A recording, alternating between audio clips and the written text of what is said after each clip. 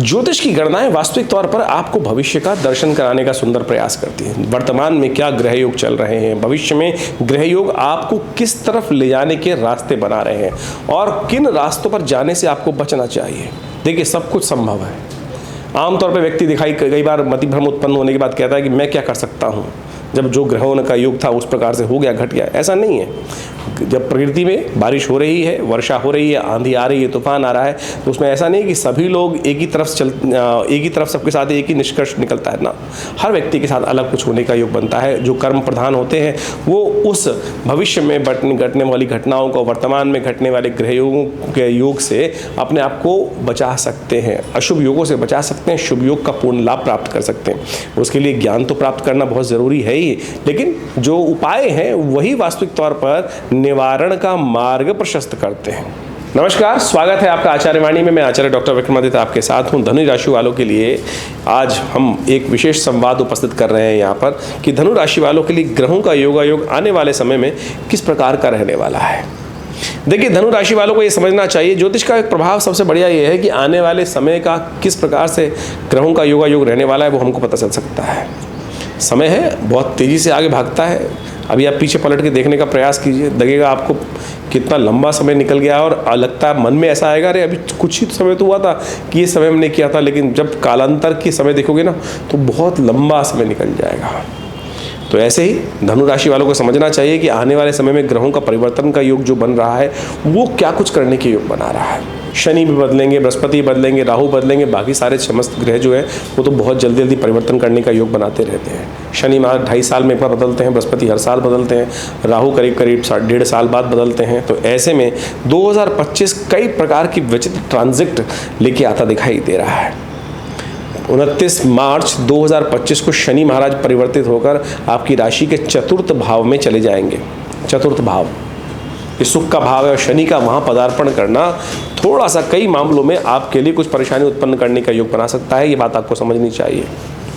नौकरी के संबंध में जो लोग नौकरी कर रहे हैं, पहले समझा दूं मैं उनके लिए, ये जो समय रहेगा, जो 2.5 साल का समय रहेगा, वो कहीं ना कहीं से कुछ ना कुछ दिक्कत उत्पन्न करने के योग बना सकता है। तो इसलिए अननेसेसरी के रिस्क ना लें। सबसे पहली बात ये ध्यान रखें। कई बार क्या होता है कि हमको नया कुछ ऑफर मिलने वाला होता है। इस वक्त ग्रहों का योग चल रहा है, शनि महाराज आपके लिए बड़े अनुकूल चल रहे हैं। आपकी राशि सभी 7.5 खत्म होकर चुकी करीब 1.5 साल पहले, और शनि महाराज ने वहाँ उस 7.5 के प्रभाव से निकल कर आप आगे आए और शनि ने अभी कुछ ना कुछ स्थिति को ठीक करने का प्रयास किया होगा, लेकिन भाग्य पर दृष्टि पड़ रही थी शनि की। लेकिन फिर भी प्रयास यदि करोगे ना तो बिल्कुल रिजल्ट लाने के योग शनि इस वक्त बनाते दिखाई दे रहे हैं। तो हमारी आपको हिदायत ये है कि अभी आपके पास शनि महाराज यहाँ काफ़ी लंबे समय तक हैं, तो इसका पूर्ण लाभ लेने का प्रयास करें। पुरुषार्थ, जितना पुरुषार्थ कर सकते हैं करने का प्रयास कीजिए। इस वक्त सारी सफलता, सारा का सारा आपको आगे बढ़ने का योग जो है वो आपके पुरुषार्थ पर डिपेंड करता है। बृहस्पति आपके एक तरह से कई मामलों में परिवर्तन करने का योग बन रहा है। जो बृहस्पति ने अभी परिवर्तित करने के बाद जो योग बनाया वो कहीं ना कहीं आपके लिए सफलता दी होगी, राज्य से लाभ प्राप्ति के योग दिए होंगे, नौकरी में लाभ प्राप्ति के योग दिए होंगे, पोजीशन में इंप्रूवमेंट करने के डेफिनेटली योग बनाए होंगे बृहस्पति ने। और ये बृहस्पति महाराज आपके लिए कहीं ना कहीं आने वाले समय में सपोर्ट करने के योग बनाते रहेंगे। लेकिन शनि 2025 में जहाँ जाएंगे, जो 29 मार्च 2025 को परिवर्तन करने के देंगे, इसका आपको बहुत ज़्यादा ध्यान रखना पड़ेगा। कई मामलों में ग्रह योग दिखाई देते हैं कि आप अननेसेसरी थोड़ी जिद पकड़ लेंगे, अननेसेसरी थोड़ा ग्रह योग को अननेसेसरी परेशान करने के योग बना सकते हैं। इसलिए ध्यान रखिएगा, अपनी माता का ध्यान रखिए। सबसे पहली बात तो ग्रह योग दिखा रहे हैं कि आपके समय जब शनि महाराज परिवर्तित होंगे कि माँ, जमीन, जायदाद, आपके सम्मान पे कहीं ना कहीं स्थितियों में थोड़ा ग्रह आने वाले 2-3 सालों में कुछ कष्ट देने के योग बना सकते हैं। तो इस वक्त सबसे बड़ी, देखिए ज्योतिष के दृष्टिकोण से समझें कि हमको आगे आने वाले समय का एक अंदाज़ा लग रहा है कि क्या कुछ होने के योग है। कई बार क्या होता है कि हम अभी वाले समय को ही भारी समझ के बैठ जाते हैं कि अरे समय आगे परिवर्तन होगा तो कहीं ना कहीं नई उम्मीद जगेगी। तो लेकिन ये मान के चलें, अभी जो समय चल रहा है वो आपके लिए ओवरऑल कई मामलों में अच्छा है। सबसे पहले वर्तमान में रहने का प्रयास कीजिए, वर्तमान में समझने का प्रयास कीजिए।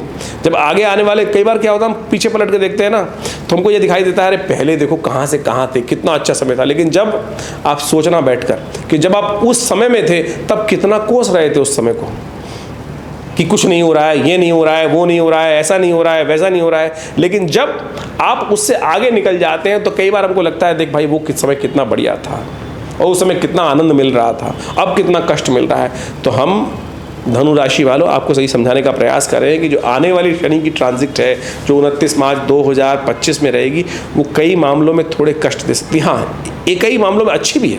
अब एक क्या होता है कि एक जो अगला कदम हम बढ़ाते हैं वो कुछ अच्छे भी होते हैं, कुछ खराब भी होते हैं। तो कई मामलों में अच्छे हैं, कई मामलों में खराब है।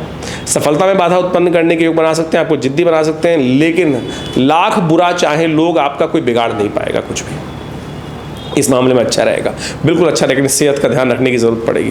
तो आप ध्यान रखें, इस वक्त शनि महाराज आपके लिए, इस वक्त जो समस्या क्या है कि इस वक्त शनि वक्री हो गए हैं और 15 नवंबर तक वक्री रहने वाले हैं। और ये 15 नवंबर तक वक्री हो रहे हैं तो आपको थोड़ा सा उदासीन बना रहे हैं। चीज़ आपके हाथ में है, लेकिन आप प्रयास करने से थोड़ा सा अपने आप को आगे बढ़ाने से हिचक रहे हैं। हिचकी मत, अभिमान मत लाइए, अभिमान मत लाइए, पुरुषार्थ में कमी मत कीजिए। पुरुषार्थ इस वक्त जहाँ भी हाथ पकड़ने का प्रयास करोगे ना, उसमें कहीं ना कहीं सफलता मिल सकती है। ये आपको हम ज्योतिष के दृष्टिकोण से समझाने का बता रहे हैं। गोचर, अब मुझे नहीं पता, हमें नहीं पता कि आपकी जन्मपत्री में क्या कुछ ग्रह योग हैं, क्योंकि हजारों प्रकार की, लाखों करोड़ों प्रकार की जन्मपत्रियां हो सकती हैं, दशाएं अलग अलग हो सकती हैं, अंदर स्थिति अच्छी अलग हो सकती है। लेकिन गोचर के दृष्टिकोण से जो 12 राशियों में विभक्त करके ये जो गोचर को पढ़ने का तरीका बताया गया है राशि के अनुसार से, गलत नहीं है। कई बार लोग इस पे जो वीडियो बनाते हैं, आप कई बार उल्टा सीधा बोलते देखते हैं, कई बार तथाकथित तौर पे इस पे आप कर देते हैं कि 12 कैटेगरी में आपने बांट दिया। अरे भैया, बिल्कुल उसके अनुसार से प्रेडिक्शन, जन्मपत्री में 12 खाके बनाए क्यों गए हैं फिर? ऐसा नहीं है कि राशि के दृष्टिकोण से कुछ भी औचित्य नहीं है, बिल्कुल बहुत औचित्य है। उसको गहन अध्ययन करके, शोध करते हुए उन चीज़ों को समझाने की आवश्यकता है, वो समझने की आवश्यकता है। तो हमने आपको ओवरऑल बताने का प्रयास किया कि मई 2025 के अंदर ग्रहों का योगायोग जो बनने वाला है, बृहस्पति परिवर्तन की तरफ जाएंगे, शनि परिवर्तन की तरफ जाएंगे, राहु के परिवर्तन की तरफ जाएंगे। बृहस्पति का परिवर्तन आपके लिए बहुत बढ़िया प्रकार से आपकी रक्षा करने की, बिल्कुल एक बात समझिए, शनि महाराज जो परिवर्तन करेंगे वो कहीं ना कहीं आपके लिए कई मामलों में दिक्कत करेंगे, लेकिन बृहस्पति महाराज उनमें कई प्रकार से आपकी रक्षा करने के योग बनाएंगे। विकट समस्या हो सकती हैं, सर मुंडाते ओले पड़ सकते हैं, लेकिन फिर भी आपकी रक्षा करने के लिए बृहस्पति आपके साथ लगातार तत्पर बना है, बना रहेगा। मुझे ज्योतिष के दृष्टिकोण से हमें साफ साफ दिखाई दे रहा है, क्योंकि आपकी राशि के स्वामी बृहस्पति हैं और वो भी मई 2025 में परिवर्तन करके सप्तम भाव में चले जाएंगे, स्वयं अपने भाव को देखेंगे। तो फिर कैसे अहित करेंगे, नए रास्ते बनाएंगे, इनकम भी लाएंगे, लेकिन शनि का इलाज आपको लगातार करना पड़ेगा। इस वक्त भी शनि के इलाज की ज़रूरत है, क्योंकि शनि पुरुषार्थ में बैठकर थोड़ा आपको आलसी बना रहे हैं। भाग्य जागने को तैयार बैठा है, लेकिन आप पुरुषार्थ सही दिशा में कर नहीं रहे हैं। तो भाई करो, उठो, जागो, चलो। उत्तिष्ठ जागृत प्राप्त वरान निबोधता, जो वेद का वाक्य है ना, उपनिषद का वाक्य है, उसको समझो, जगो, चलो और सफलता प्राप्त करने के इस वक्त योग बनाओ। सफलता आपके बिल्कुल, सफलता के मुहाने पर खड़े हो आप जाके, सफलता के बिल्कुल आप द्वार पर खड़े होकर तैयारी कर रहे हो। इस वक्त शनि अंत में जाकर वक्री हो गए हैं, जो आपको थोड़ी सी हिचक उत्पन्न करने के योग बना रहे हैं। हिचको मत, आगे बढ़ो। शनि का स्तोत्र का नित्य प्रति पाठ करो, हनुमान जी का स्तवन करो, बृहस्पति गुरु का आराधना करने का प्रयास करो। आपकी तो स्वयं आपके अंतर्गत तो बहुत दिव्य ज्ञान की उपस्थिति है, बहुत बढ़िया आप ज्ञान रखते हैं। लोग को आप समझ पाएँ, मतलब लोग आप इस बात को समझें ना समझें, लेकिन आपका अंतःकरण हम जानते हैं, आपकी आंतरिक स्थिति हमको पता है ज्योतिष के दृष्टिकोण से, कि आप हर चीज़ के हर पहलू को बहुत अच्छे से समझ लेते हैं। ये आपकी सज्जनता है, ये आपकी शालीनता है कि आप उसकी अभिव्यक्ति नहीं करते। कई बार क्या होती है, दबी बिल्ली चूहों से कान कटवा लेती है। दबी बिल्ली जो होती है ना, वो कहावत है बहुत पुरानी कि दबी बिल्ली चूहों से कान कटवाए।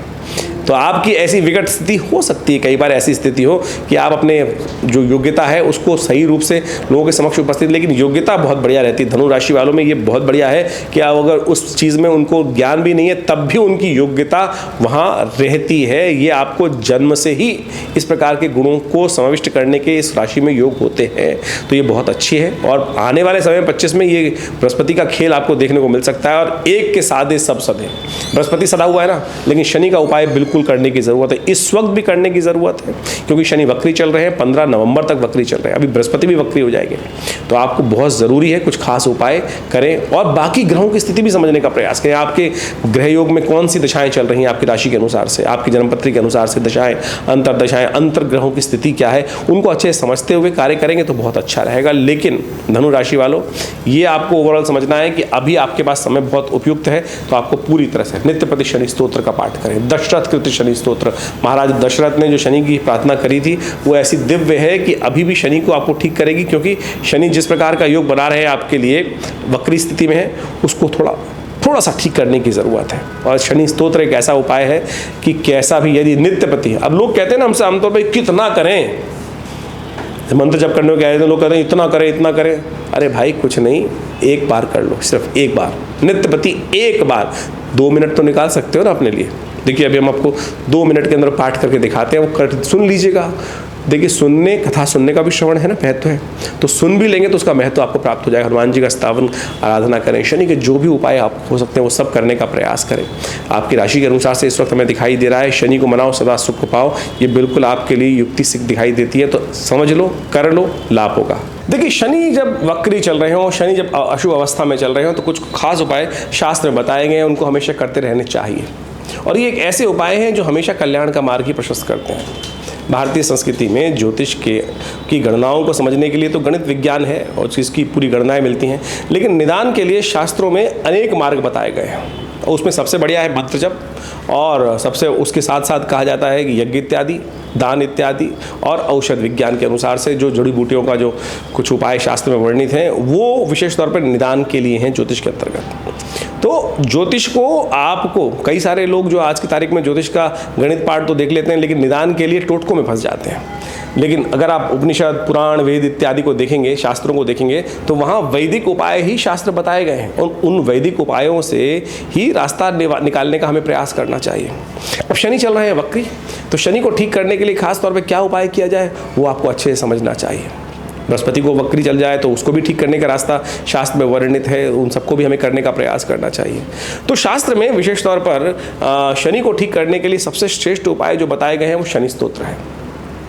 दशरथ महाराज के द्वारा की गई शनि की जो प्रार्थना है, जिसको शनि स्तोत्र कहा जाता है, उसका नित्यपति पाठ करने का प्रयास करना चाहिए। ये एक ऐसा अद्भुत स्तोत्र है जिसका यदि नित्यपति हम पाठ कर लें तो भगवान की कृपा से हम अपने कई ग्रहों को, दोषों को बहुत अद्भुत प्रकार से ठीक करने के योग बना सकते हैं। शनि स्तोत्र इस प्रकार से है। ओम नमः कृष्णाय नीलाय शितिकंठ निभाय च, नमः कालाग्निरूपाय कृतांताय च वै नमः, नमो निर्मांसदेहाय दीर्घमश्रुजटाय च, नमो विशालनेत्राय शुष्कोदरभयाकृते, नमः पुष्कलगात्राय स्थूलरोमणे वै नमः, नमो दीर्घाय शुष्काय कालं द्रष्ट नमोस्तुते, नमस्ते कोटराक्षाय दुर्निरीक्षाय वै नमः, नमो घोराय रौद्राय भीषणाय कपालिने, नमस्ते सर्वभक्षाय बलिमुख नमोस्तुते, सूर्यपुत्र नमस्तेस्तु भास्करे भयदाय च, अधो दृष्टे नमस्तेस्तु संवर्तक नमोस्तुते, नमो मंदगते तुभ्यं निस्त्रंशाय नमोस्तुते, तपसा दग्धदेहाय नित्यं योगरताय च, नमो नित्यं क्षुधार्ताय अतृप्ताय च वै नमः, ज्ञानचक्षु नमस्तेस्तु कश्यपात्मजसूनवे, तुष्टो ददासि वै राज्यं रुष्टो हरसि तत्क्षणात्, देवासुरमनुष्याश्च सिद्धिविद्याधरोरगा, त्वया विलोकिता सर्वे नाशं यान्ति समूलता, प्रसादा कुरु मे देव वराहोऽहम् उपागता, एवं अस्तु तदा सौरिग्रहराजो महाबला। ये दशरथ कृत शनि स्तोत्र है। कहा जाता है कि महाराज दशरथ जब देवासुर संग्राम की तरफ जा रहे थे, रास्ते में शनि के दर्शन हुए, और शनि के दर्शन होते हुए शनि की दृष्टि से उनको विशेष तौर पर कहा जाता है कि बच तो सकते नहीं थे। अब शनि को प्रणाम किया उन्होंने और महाराज की एक दिव्य स्तुति उपस्थित करी। एक ही स्तोत्र शास्त्र में मिलता है जो दशरथ कृत शनि स्तोत्र के नाम से जाना जाता है। शनि महाराज ने स्वयं महाराज दशरथ को आशीर्वाद दिया कि जो कोई भी इसका आपके द्वारा किए गए स्तोत्र का पाठ करेगा, शनि उस पर कभी भी अपनी कुदृष्टि नहीं डालेगा। और समझ लें, शनि की दृष्टि ही को अच्छी नहीं मानी जाती, वही दृष्टि ही जो होती है, वही शनि का प्रभाव जो है वो दृष्टि का ही दोष माना गया है, और कुछ नहीं। शनि बैठे हो तो कहाँ, शनि तो योगरत है। अभी आपने अभी सुना उसके अंदर नित्यम योगरताय च, और शनि विशेष तौर पर दंडाधिकारी हैं, आपके द्वारा कर्म का अधिक जो प्रभाव देते हैं। लेकिन एक बात समझ लें, अगर दंडाधिकारी आपसे थोड़ा सा सरलता के साथ कार्य कर लेना तो आपके बहुत सारे अपराध से भी आपको बचा सकते हैं, आपके बचने के योग बन जाते हैं। तो समझें, नित्यपति इसका एक बार खाली बहुत ज़्यादा करने की ज़रूरत नहीं है। एक बार भी यदि नित्यपति पाठ कर लो, कितनी देर लगी तो हमने आपको सुना, श्रवण कर लोगे तब भी उसका प्रभाव अच्छा हो जाएगा, नेगेटिव प्रभाव दूर हो जाएगा।